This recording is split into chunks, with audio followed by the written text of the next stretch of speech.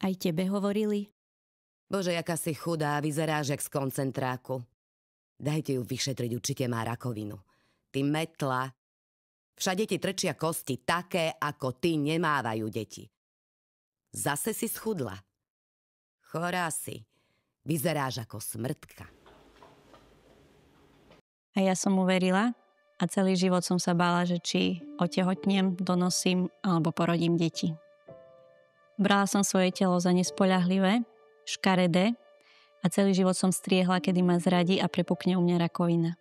Od detstva som sa snažila jesť veľké množstvo jedla, často aj toho nezdravého, vo veľkej nádeji, že priberiem a moja postava prestane pútať pozornosť a tým sa vyhnem komentárom.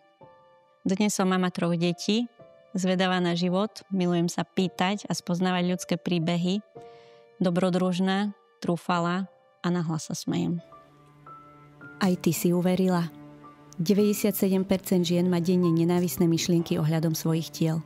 Ovplyvňujú voľby ich povolania, partnera, siahanie po príležitostiach aj zdravie.